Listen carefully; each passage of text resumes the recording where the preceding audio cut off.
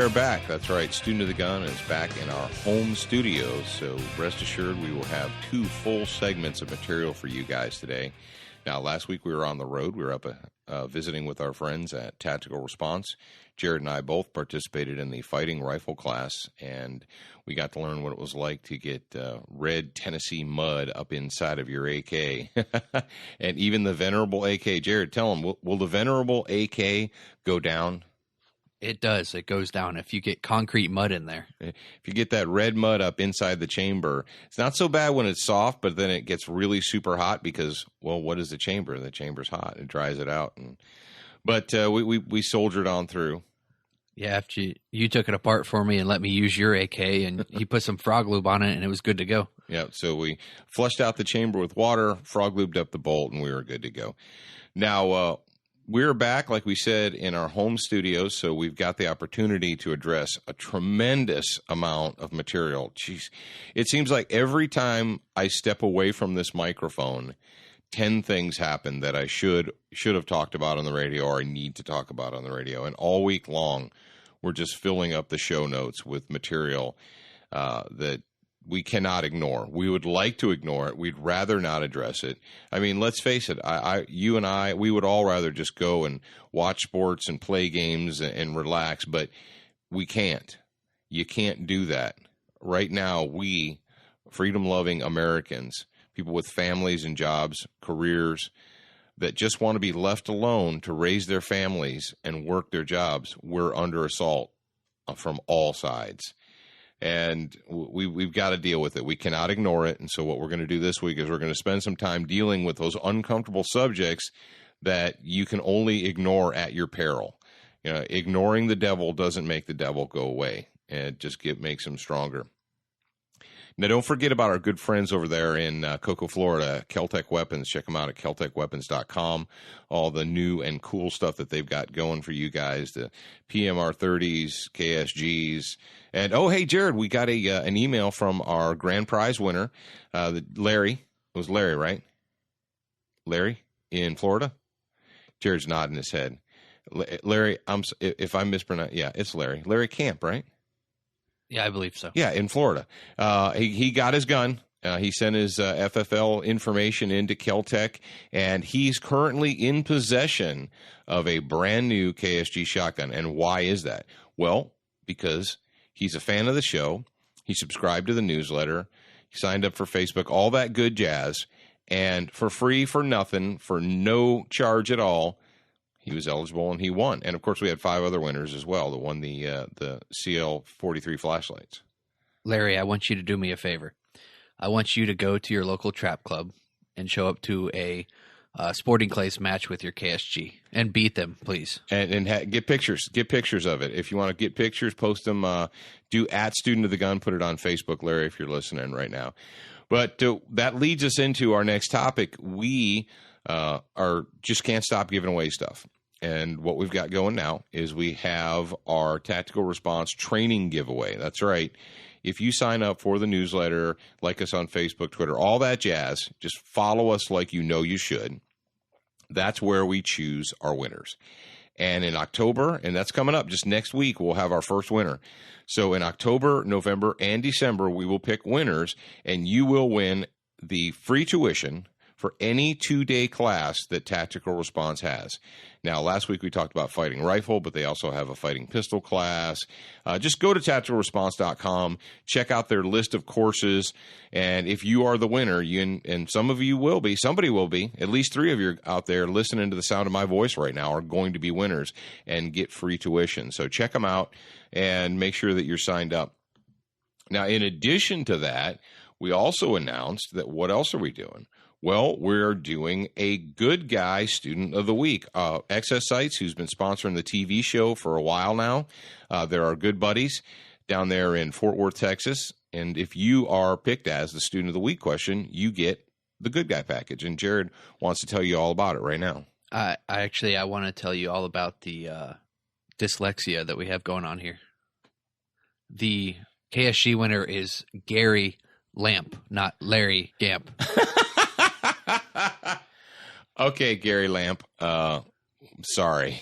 I should have pulled that up on the show notes before I just tried to. Yeah, we did have a little bit of a verbiage dyslexia there. We were close though. That That's us right. some credit. Yeah.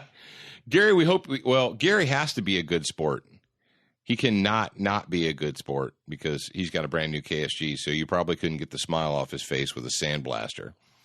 Now, Jared, thank you for correcting us there. And go ahead and tell us all about the Student of the Week this week. Our Student of the Week is Alvin Wynn, and he wants to know about concealed carry. He wants to know if you have any recommendations for a professional wearing a tucked dress shirt on a day-to-day basis. Well, that is an excellent question, Alvin.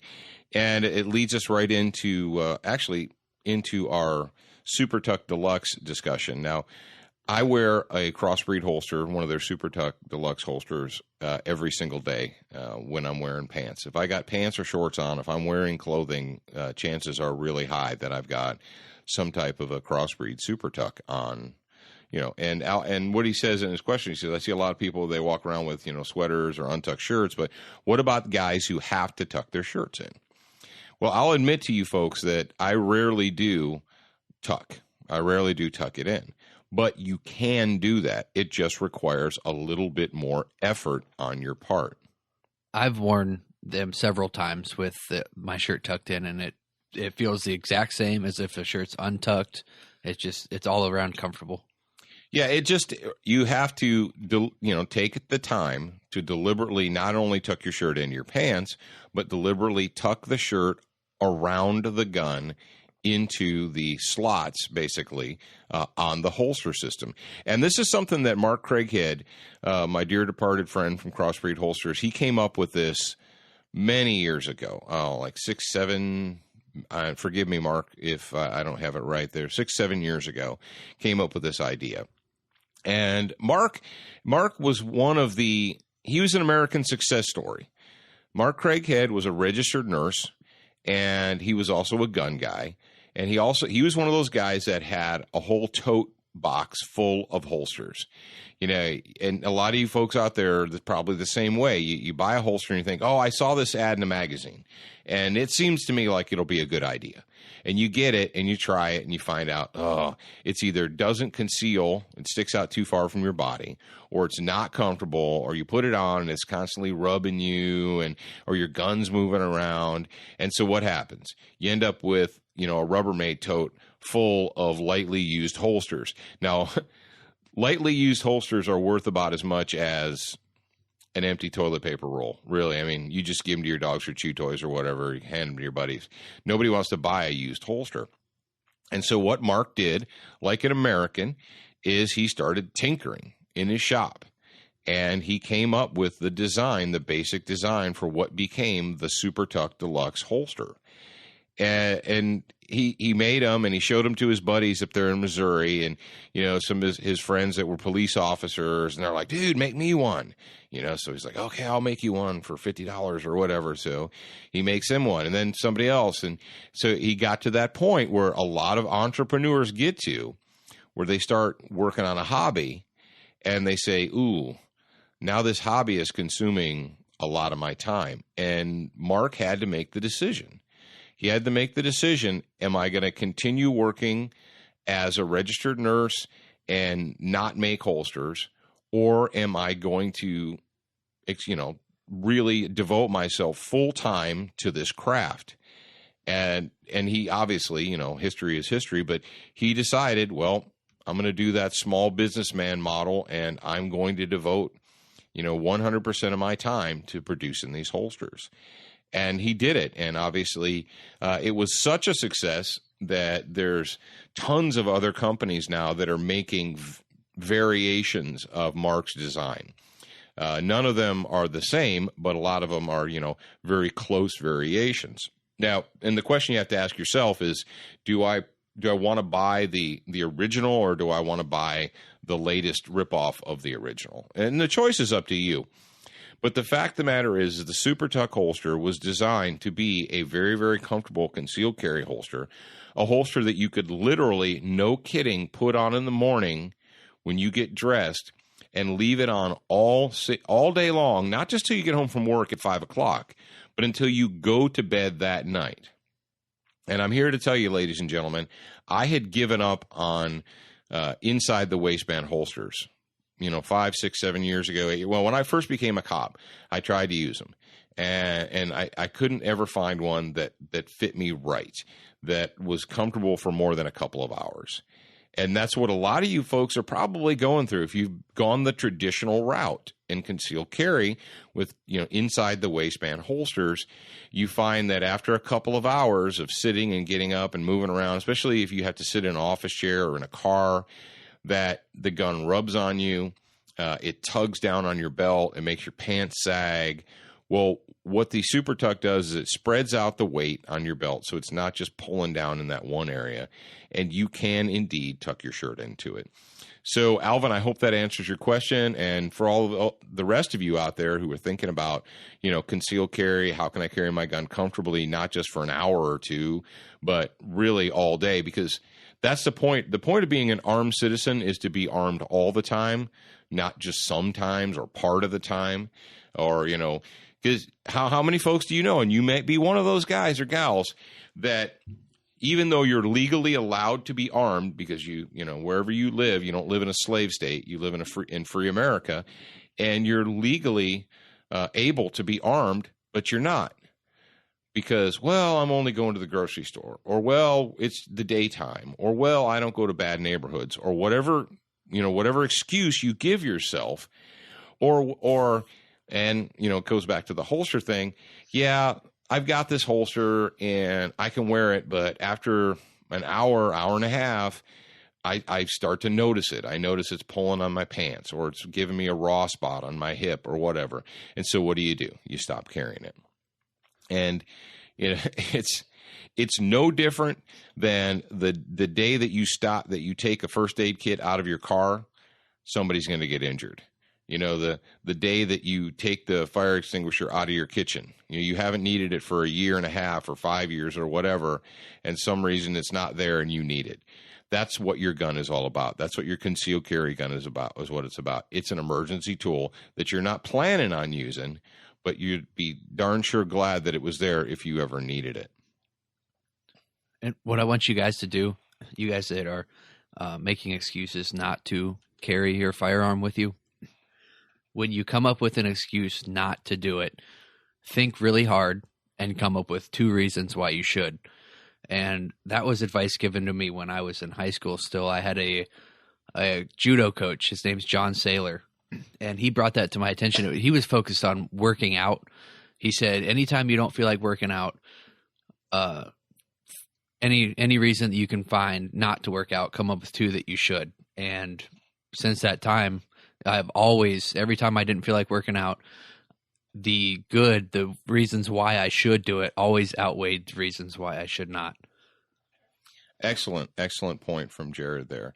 And, as far as working out, I guess one of the things that they'll tell you is when you don't feel like it, that is the time that you absolutely need to. Because let's face it, it's easy to talk yourself into not doing something. It takes mental discipline to do what you need to do. And far too many people in the United States of America today have zero mental discipline. They don't even know what those words mean. So don't be those people.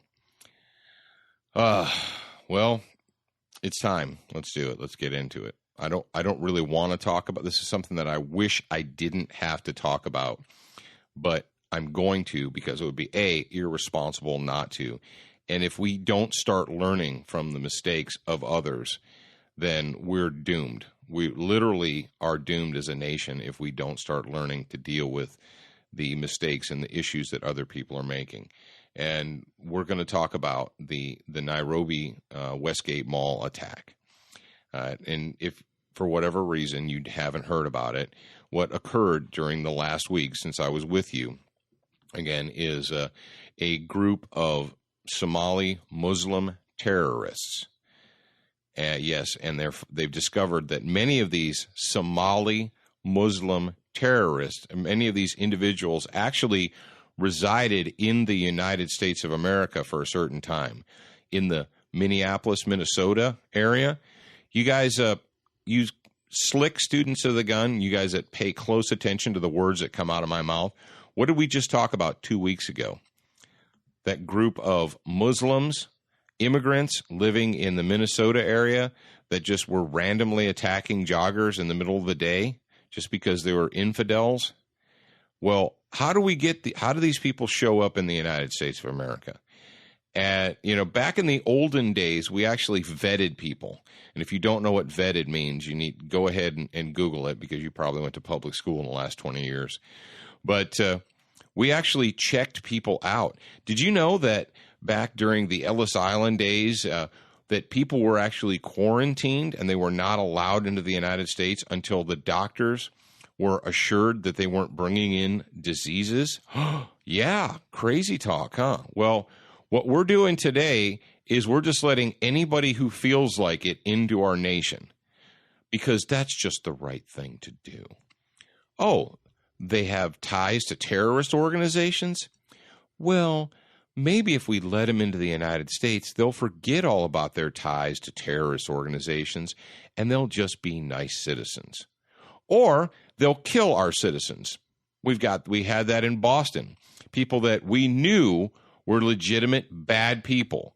We knew had ties to terrorist organizations. We'd been told, hey, these guys, when they go overseas on trips, hang out with bad people. And what did we do about it? What did your government do about it? Nothing. They pretended it didn't exist, because we can't actually point the finger at our enemy and say, hey, there's our enemy. Those are people that want to hurt us, because that would be profiling. That would be racist. That would be unreasonable and wrong. Folks, if you cannot even recognize your enemy and admit that that's who they are and what they are, you are doomed. We are doomed. If we find ourselves in a position where we can't even acknowledge that the enemy exists for fear of hurting someone's imaginary feelings, we're doomed. And a lot of these guys, they found out after it was all over that were Somali Muslim terrorists, okay, that, yeah, they've been in the United States, hanging out here, having a good time, probably sucking up your tax money, getting all the free goodies that we just give away because we're that stupid and naive. And then they, planned out their attack. This was not one of Obama's Democrat supporters walking into a movie theater or into a kindergarten classroom or into the Navy Yard. Notice again, the Navy Yard shooter was a pro-Obama Democrat type person. Do we see a pattern here? Yeah, well, we understand there's a pattern, but we're not going to talk about it because that would hurt somebody's imaginary feelings. So what do we have? We have a well-coordinated military-style attack on a very busy, crowded mall. And who did they attack? Well, pretty much anyone was there, but we're finding out that they were targeting specifically Westerners, people that could have potentially been Christians in this mall, anybody who was not one of them. Tell me again about the religion of peace. I'm waiting for you to tell me again about this. This was not an anomaly. This was not a single person who just went whack job and forgot to take their medicine. This was a very deliberate and purposeful attack, and it is part of a pattern of behavior that has been demonstrated for decades upon decades upon decades. And it used to be we were able to recognize the enemy and deal with them. But here we are in the enlightened age where we're so enlightened that we can't even recognize our own enemies. Well, they took down this mall, hundreds of people injured. The death count still isn't in.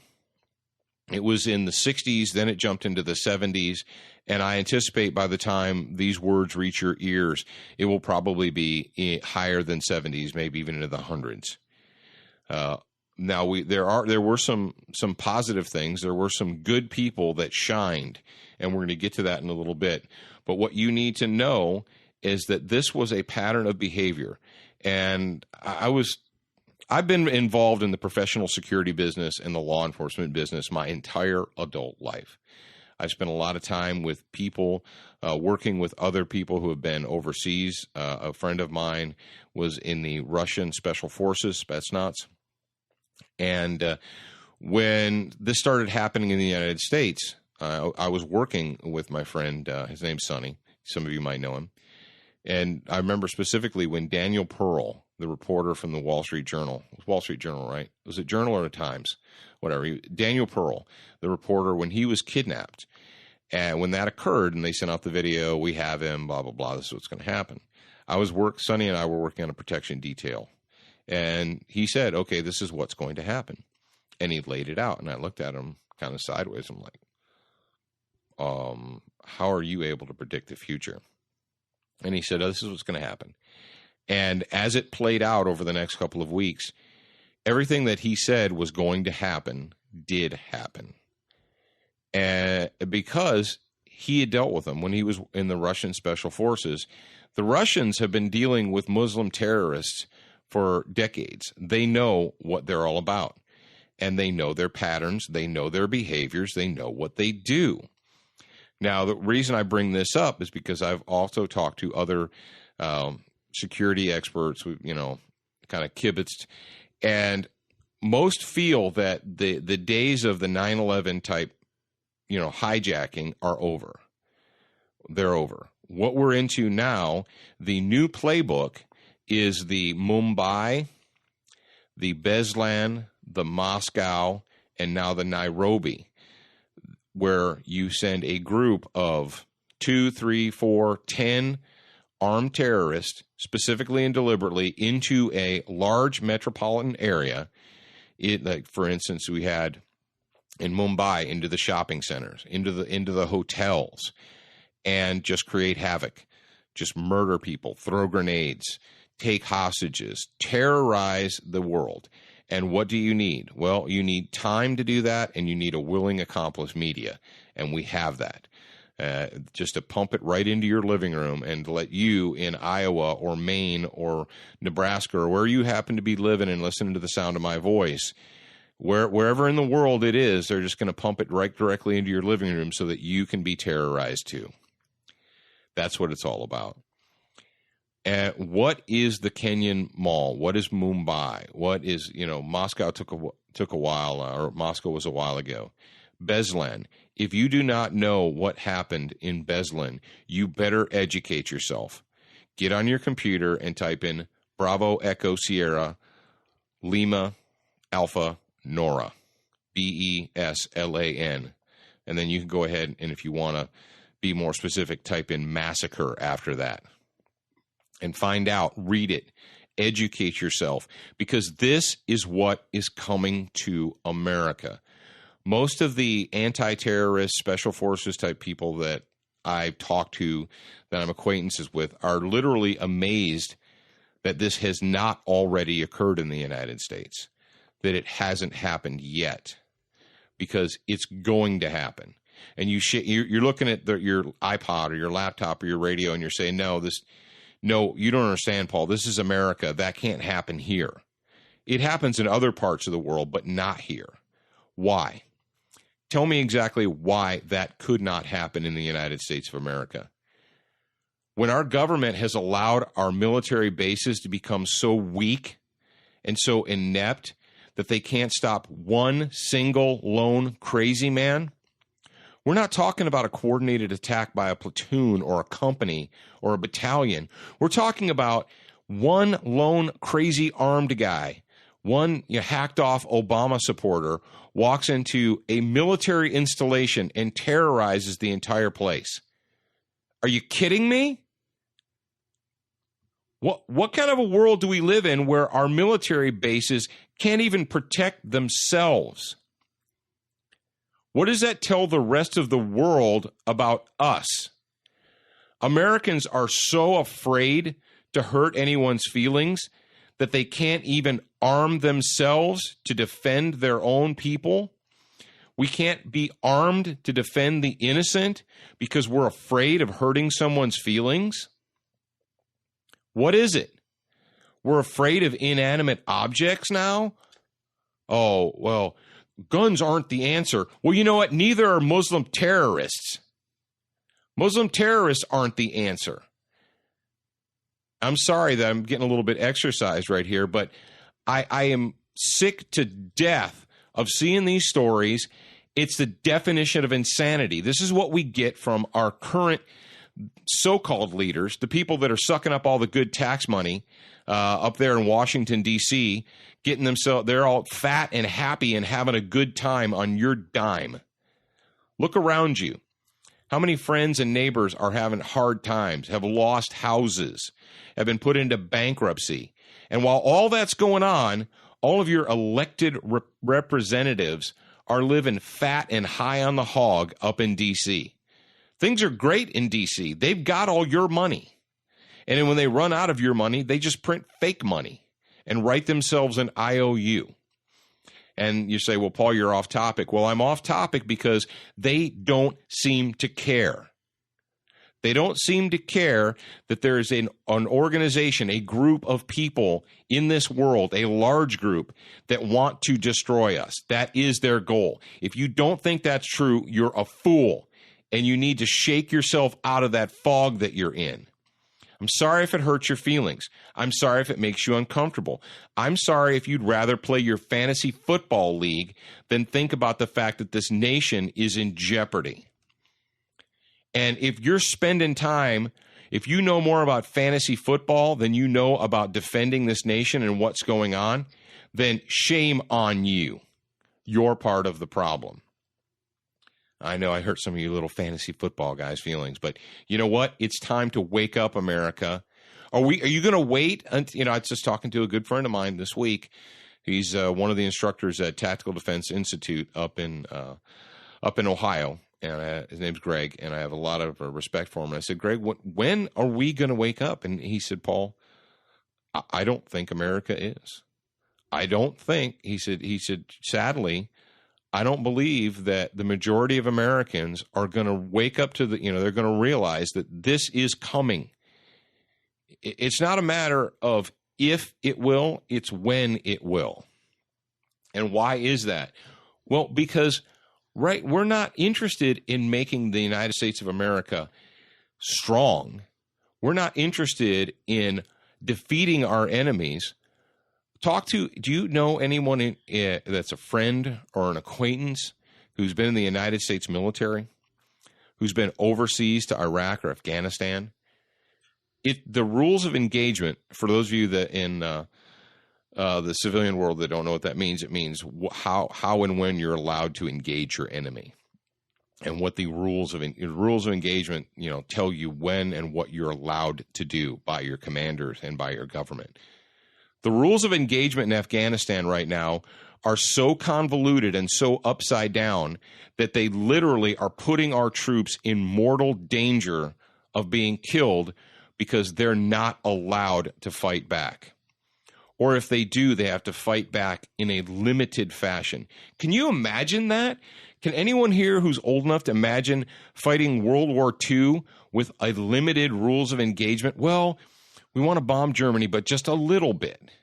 Well, we want to invade the islands that are held by, the imperialist Japanese, but just a little bit. We don't really want to hurt their feelings. Or, the Japanese Imperial Navy or the Imperial Army is hiding in a city. Well, but in that city are people who aren't Japanese Imperial Army. So we can't attack the city because it might hurt someone. That's exactly what we're doing right now. We have bad people who want to kill and who are killing our troops that are hiding among the civilians, and they get away with it because our government won't let the Army and the Marines do their jobs. This is real, folks. This is real. And when you translate that to what is going on in the United States of America today, let's go back to the Boston thing. We knew those guys were turds. We knew that their daddy was a big-time jihadist. But that's okay. We're going to give them student visas anyway. We'll let them hang out with us. And then when they turn on us, what do? What is the response of your government? Well, we'll just terrorize the citizens. We'll invade the citizens' homes. We'll pull them out of their homes at gunpoint. That's how we respond to 2 lone terrorists. We'll shut down the city, shelter in place. Folks, I'm tired of the shelter in place. I'm tired of being told that I'm a helpless sheep or that I should be a helpless sheep by a government that knows that there are bad people in the United States who opened the door and let them in, and then, as an added bonus, handed them a Social Security card or a driver's license and started giving them free stuff. Yeah, free stuff. Your free stuff, your free money is going to people who hate America, but we're going to let them live here so they can plot on us. It's real. It's happening. Stop freaking letting it happen, folks. And you say, what should I do? All right, let's talk about what you should do. Number one, if you are dependent upon the government, unless you are invalid, unless you are legitimately invalid, if you are one of these guys that looks at the government and says, well, how can I get on this program? Or how can I get on that program? Or how can I? You're wrong. Stop it. Because you're making yourself a slave. Oh, no, you don't understand, Paul. There's all these good programs that the government has. And why do you suppose that is? Why do you suppose that there are all these good programs that you can get involved in? Maybe so that if you ever threaten to take those people out of power, then they can tell you, well, yeah, you can vote us out of office, but if you do, we're going to take away your free stuff. You don't want to do that, do you? If your family is not solvent, if your family is dependent on outside sources for its very survival, and I'm not talking about comfort, I'm talking about survival. If you woke up tomorrow morning and your job was gone, for whatever reason, doesn't matter why, and you couldn't, how long would it take before you were hurting? How long would it take before your family didn't have the food it needed, the shelter it needed, the utilities, whatever? How long would that take? Is your family solvent? Is your home strong? Do you rely on outside sources? And if you do, and you're not legitimately invalid, you better ask yourself why. Had some people, one of the things that we've been advising people to do for years and years, going back to 06, 07, is storm preparation, whether it is, hurricanes or tornadoes or snowstorms, ice storms, whatever. If you couldn't leave your home for 72 hours, if all the stores were closed, would you be fine? We're not talking about inconvenienced. We're talking about basic human needs. Do you have enough food, water, and batteries and medication or whatever in your home for 72 hours? And you say, yeah, I'm good. 72 hours, I'm good. All right. The next step, 7 days. Do you have enough in your home for 7 days? Yes or no? You know how much your family eats a day? Calculate it, multiply it times 7. And you say, okay, we did this on paulmarkle.com, 5 years ago, Jared? At least. Like 07, I think. 07 or 08. He's just looking at me like, okay, I guess, Dad. But we called it basically the bronze, silver, gold program. Bronze is 72 hours. Silver is 1 week. Gold is 2 weeks. Could you legitimately go 2 entire weeks without a trip to the grocery store or Walmart or whatever? Could you or could you not? And if the answer is no, ask yourself why. Well, no. And if you're telling me, well, you don't understand, Paul, not everybody has that kind of money. If you tell me that you don't have the disposable income or you don't have the income or the money to put food in your house, I don't even know what to say to you. Look around. I asked my youngest son, Zachary, I said, Zachary, how much does an Xbox run you? He's like, well, Dad, if you want to buy a brand new Xbox, you get a new Xbox, you get one game to go with it, and then you get the Xbox Live account. It'll be between $400 and $500. Okay. Any of you out there who want to look at me or listen to me or say, well, I can't afford to buy extra food to keep in my house or emergency food. I can't afford that. Go in your den and look and see if there's an Xbox there or a PlayStation or a Wii or whatever. You have cable TV. You have satellite. Well, yeah, but I want those things.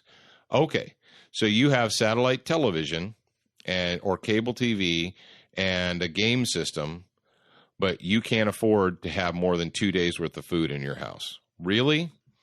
I know you're saying, well, Paul, stop. You're off of the terrorist topic. No, I'm still on the terrorist topic, because what is going to happen when this happens in the United States? What is the current game plan by the people whose job it is to make sure that you are safe?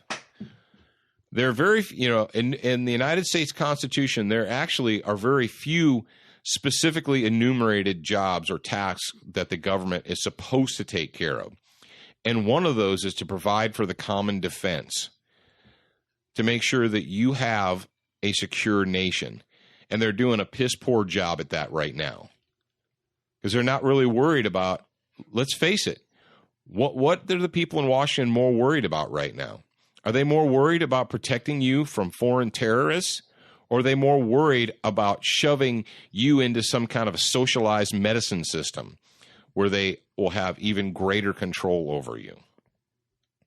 Doesn't seem to me like they're worried about it. And then when there is an instance, what do they immediately do? Oh, well, we're just gonna suspend the Constitution, declare martial law, and make you a slave. Put your hands over your head. We're coming into your house. Really? Or shelter in place. You're not allowed to leave your home. Really? That's how we work it now, huh? We shelter in place and we're not allowed to leave our homes. So I've been through that whole, Constitution and Bill of Rights thing. And last time I checked, it still is officially, whether it is ignored or not, it still is officially the law of the land. And I didn't see anywhere in there where it says, well, if the sitting ruler decides to suspend this because of a state of emergency, it no longer is in effect. Folks, the Bill of Rights it's not there for good times. It's not there for when everyone is fat and happy and, going out to the ball game. That's not why it's there. It's there for the hard times. It's there for the bad times. The Bill of Rights is there specifically for the states of emergency. That's why. If you allow your elected representatives to tell you that, well, anytime it's quote unquote a state of emergency, we can just suspend this. I'll give you a good example. The whole Boston thing, where we just decide, oh, it's a state of emergency. The Fourth Amendment no longer applies. You have no right to privacy. We're just going to come into your home anytime we feel like it. And all the slaves up in Boston just put their hands on their heads and surrendered. And I'm sorry if you're in Boston and you don't like it. Tough. That's what you did, and it was disgusting. And if you, as a law enforcement officer, think that it's a good idea to suspend the Constitution during a quote-unquote state of emergency, what was the state of emergency? An invasion by a foreign power? No, we're looking for two fugitives at large. Ladies and gentlemen, anytime in the United States of America, at any point in time, there are fugitives at large. There are murderers and rapists and felons that are out there right now that haven't been captured, that the police are looking for. They'd like to find them. They'd like to arrest them and put them in jail. But guess what? They're currently at large. If you want to go down that road, it's pretty easy. Say, well, we believe that this guy who's wanted for rape, we believe he's in this 10-block area right now. We have a hunch. So what we're going to do is we're going to go through every home in this 10-block area with SWAT troops and see if we can find him. Is that how you want to live? Is that the nation you want to live in? Because that's the one you're about to get. And when this comes to America, because it's on its way here, folks, they're doing overseas workups. That's exactly what they're doing. They're doing, if you're not in the military, if you're not familiar with the term workup, they're doing workups. And when you read the paper, or I keep saying read the paper just because, when you read the internet and you see that, yeah, a bunch of these guys were residing in the United States with student visas. Hey, let's stop giving student visas to Somalis. How about step one? Nobody from a terrorist country like Somalia, Syria, and et al., Libya, we don't give student visas to these people. Sorry. And if you live there and you want one, sorry, clean up your own house. When you clean up your own house and it's no longer a terrorist haven, then we'll talk. But until then, you don't have a right. There's no right to a student visa to come to the United States to plot on us. So when this does come here, what is the reaction of your government going to be? Is it going to be very angry at the terrorists? Or is it going to be to terrorize you as the citizen? Are we going to terrorize the citizens because, oh, there's a half a dozen bad people in your city. We have to shut the entire city down. I'm going to come in your house at gunpoint, and you'd better let me in. Wow. Really? That's the nation you want to live in? All you fantasy football players and Dancing with the Stars fans? While you're worried about your Dancing with the Stars or your American Idol, the world's collapsing around you. I hope you're enjoying your TV show. Now, something that we need to talk about is what we're finding out now. And what we've discovered is, and this goes back to the Beslan thing, it wasn't enough to just shoot and murder people. We're finding out that the Somali Muslim terrorists, the people that they captured, that they held as quote-unquote hostages, and the term hostage doesn't really apply anymore. Hostage in the 1970s is all the people in the bank sitting on the floor while the bank robbers demanded a helicopter to Cuba or something. It's not the way it works anymore. The people who got left behind or stuck or captured in the mall, what they're discovering now as they enter and they clear this giant mall complex is that they were mutilated, that they were tortured, that they were murdered. Yes. These are the monsters that are living on planet Earth that you cannot ignore. We can't ignore these monsters. They're there. I told you to look up the Beslan massacre. It wasn't just a robbery. It wasn't just a shooting. The Muslim terrorists that took the school in Beslan, they raped and they tortured and they murdered children. These are the monsters that are out there. And ignoring the monster doesn't make it go away. It doesn't make it go away. You better let that burn into your psyche. And I'm sorry that it's inconvenient. And I'm sorry that you want me to talk about 22 plinking. And I'm sorry that you want me to talk about other soft things. But these are not the times for softness. This isn't the time to be worried about your comfort.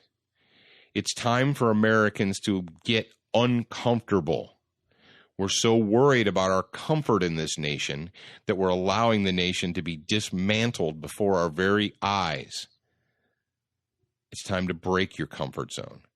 And if my words break your comfort zone, I'm not going to apologize for it. I'm not sorry. You know, when I went through Marine Corps basic training in 1987, I thank the Lord every day for those drill instructors. Because you know what they didn't do? They didn't focus on my comfort. They didn't worry about my feelings. They weren't worried about feelings and comfort. They had a job to do. And their job was to take us from soft, citizens, from soft little civilians, and mold us and to allow us to become the best that we could possibly be as individuals, as United States Marines. They didn't do it by making sure we were always comfortable or worrying about our feelings. They had a job to do. They did that job. And my job here, as long as I can get in front of this microphone, is to break your comfort zone. I'm not going to worry about your feelings. What I'm going to tell you is if you want to be strong, if you want to be independent, if you want to be an active citizen, if you want to be the boss that you're supposed to be, this country was founded for the citizens to be in charge. If you want to be that, sometimes you're going to have to be uncomfortable, and you're going to have to deal with things that you don't want to deal with. Now, we have a couple of excellent Go Team moments. We have a Go Team moment that occurred in the mall, and this is from the UK Daily Mail. They said an armed former Royal Marine who happened to be in possession of a weapon there was responsible for, they say, saving up to 100 people, sheltering them and defending them as they escaped from the mall. We also know that there were other armed good guys that were present inside the mall at the time that took the fight to the terrorists. There's actually a rather famous photo, right, or soon-to-be famous photo, of a man in a khaki vest pointing and holding a pistol. And this picture was snapped by a downrange photographer. Somebody wanted to know how they got that picture. I'm like, it's obviously a downrange photographer, and that's unsafe, and he's disqualified for being downrange. They should take a certification. They need to take that photographer certification away. But the gentleman in question, if you want to know what a professional gun handler looks like, now this is obviously radio, but what you can do is you go to shootanothergunradio.com, and there will be a link to the photos that were taken. And so this is how crazy we are. We're like in such denial as a world, as a society. Someone said, I don't understand how all these pictures could be taken. Are you kidding me? Every human on planet Earth is in possession of a camera 24 hours a day.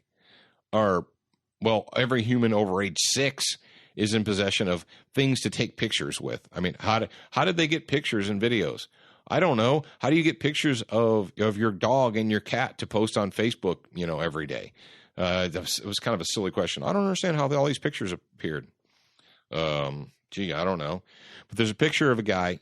He's holding a Glock pistol. He's not in the process of shooting, so his finger is straight and off of the trigger, up on the frame and slide. And what's really kind of cool for those of you who are gun people and you know about the IDPA, the International Defensive Pistol Association, the guy in the khaki vest has an IDPA patch on his vest. And we did a little research this week and found out that, he's actually in Nairobi. He's a security professional. I believe he's from Israel originally. And he's an active participant in the IDPA League over there. Apparently in the sub-Saharan part of Africa, IDPA is very popular. So if you want to see these pictures, if for whatever reason you haven't had the ability to see them yet or the opportunity to see them yet, Jared's going to go ahead and put that link up on studentofthegunradio.com in the show notes, and you can go check it out. Some of the pictures are disturbing, but folks, you need to be disturbed. You need to see the reality of it. It's there for you to see, and you need to understand that so many of us in the United States, so many people live an artificial life. Everything is digital or electronic. This isn't digital. It's not electronic. It's real. The people that died were real. Okay? And it's not going to go away because you don't want to deal with it. And if you are a physically fit, intelligent, adult American citizen, you have the ability to prepare yourself and to do something about it. And you say, well, why did this happen? Well, besides the fact that there are evil monsters in the world, but who got saved and how were people saved? They were saved by good guys in possession of firearms. Good guys with guns saved hundreds of people. And what this event went down like so many other robberies, terrorist acts, what have you, is it starts happening, it unfolds. The police, the government forces surround the area and try and figure out what's going on.